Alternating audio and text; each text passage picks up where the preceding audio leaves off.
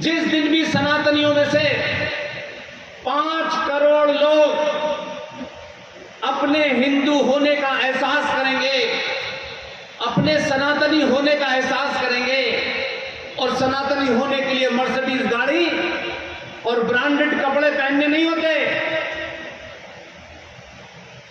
बिना ब्रांडेड कपड़े पहने भी सनातनी हुआ जा सकता है। इसलिए सिर्फ सनातन का मतलब है साइंस, शुद्ध विज्ञान के ऊपर अगर दुनिया में कोई एक सभ्यता है वो सनातन सभ्यता है। इसलिए गली गली मोहल्ले मोहल्ले, यहां आश्रम, वहां आश्रम, वो आश्रम, पहाड़ी पे आश्रम, रेगिस्तान में आश्रम, इतने आश्रम हैं। 1% भी उन आश्रमों ने अपना काम किया होता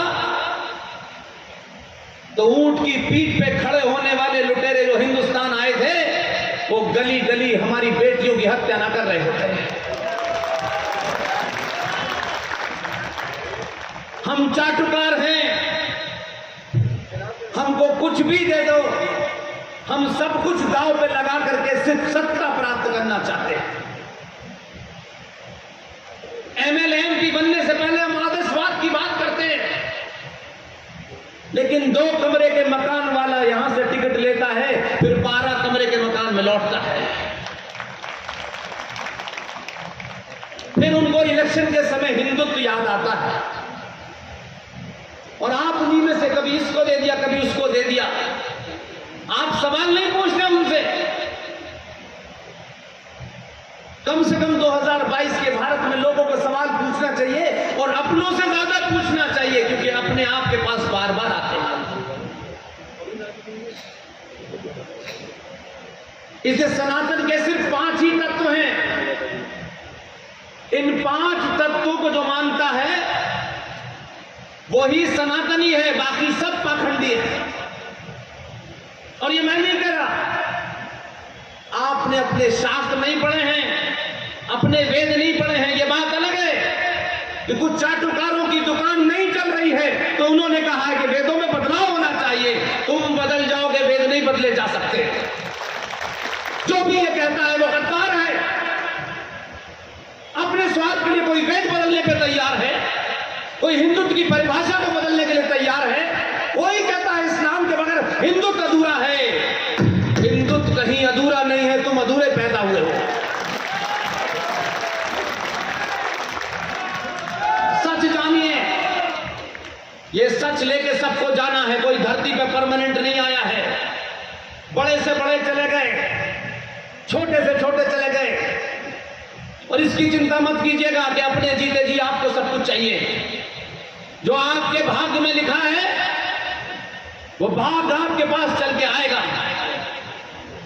जूते उठाने से और नेताजी की जीप के पीछे भागने से कुछ नहीं मिलने वाला, कुछ नहीं मिलने वाला। आप अपने मूल से भटक गए हैं, आप अपनी आस्थाओं से भटक गए हैं, आप अपनी मान्यताओं से भटक गए हैं। इसलिए आज स्थिति हो गई है कि हमारे यहां वो लोग जो गमलों में लगे हैं वो पीपल की बात कर रहे हैं। जिनकी औकात गमलों में भी लगने की नहीं थी वो पीपल को चुनौती दे रहे हैं। सनातन के 5 तत्व याद रखिएगा बस, और ये शुद्ध साइंस है। मैंने वही कहा कि हमारे ऋषि मुनियों ने जो किया है वो दुनिया में कोई कर नहीं सकता। अब नकली ऋषि मुनि इस मोहल्ले में और गलियों में और शहरों में जगह जगह घूम रहे हैं। उस ऋषि मुनि ने हजारों साल पहले हमको बताया था कि सुबह उठ करके, ये वाली सुबह नहीं जब बच्चे सुबह सोते हैं और दोपहर में उठते हैं, तब उन्होंने बताया था कि सुबह उठिएगा तो जो ये पूरा पर्यावरण है दुनिया का, ऐसे नहीं सिर्फ भारत का है,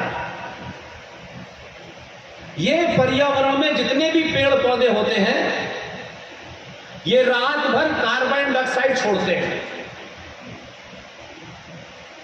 उस ऋषि मुनि को देखिए, उसकी साइंस को देखिए। उसने उस भाव से इसलिए जोड़ा कि हर आदमी को बताना उसके लिए मुश्किल था। उसको अंदाजा होगा कि एक समय आएगा जब कोई ना कोई उसके भाव को साइंटिफिकली प्रूव कर देगा। इसलिए मैंने कहा कि ये सदी सनातन की सदी है।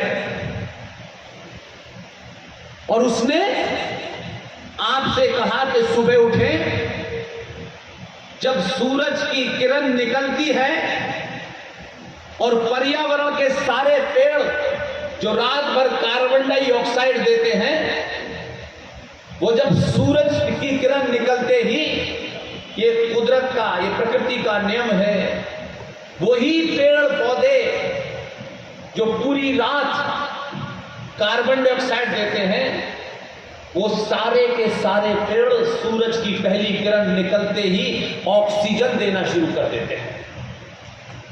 और सूरज की किरण से जब ऑक्सीजन टकराती है तो आपके ऋषि मुनि ने उस भाव से वो आपको ले जाना चाहता था, क्योंकि ये बिल्कुल वैसे ही कहानी है कि किसी 5 साल के बच्चे को अगर आप समझाएंगे, बहुत साइंटिफिकली समझाएंगे, तो वो बेचारा समझ नहीं पाएगा, क्योंकि उसका विकास उस साइंस को समझने के लिए अभी तैयार नहीं है। तो आप भाव से सिखाते हैं, और ये दुनिया में काम सिर्फ माँ ही बता सकती है। इस माँ से ज्यादा समझदार कोई नहीं है।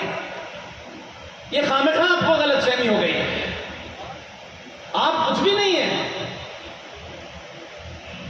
तब उसने कहा कि सुबह उठ करके सूरज की तरफ देखते हुए, आंखें खुली रखते हुए, और जल सूरज की तरफ ऐसे चढ़ाना चाहिए कि जल की धार आपकी आंखों के सामने से गुजरे, और जब वहां से रेज निकलेगी, वो रेज ऑक्सीजन से टकराएगी, और उस वक्त पानी से आने के बाद वो सारी रेज एक जगह होगी, और आपके मस्तिष्क पर यहां टकराने के बाद जो आपके 5 तत्वों में से अग्नि जो चाहिए वो पूरे दिन के लिए मिल जाएगी।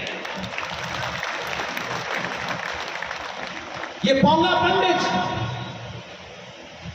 ये ज्ञान बांटने वाले लोग ये नहीं बताएंगे, इनको खुद नहीं पता। उन 5 तत्वों में से दूसरा तत्व है वायु। आज हम कहते हैं, इसलिए जब हम आज समझ भी जाते हैं तो शायद हम रख नहीं पाते। वायु, आप सोचिए, इतिहास उठा के देख लीजिए। हो सकता है कि कुछ लोग समझते हो कि अमेरिका के आने के बाद ये हमें पता चला, उससे पहले तो हम जानवर थे। वायु के बारे में हमारे ऋषि मुनि ने क्या खोज की थी और कैसे आपके भाव से जोड़ा।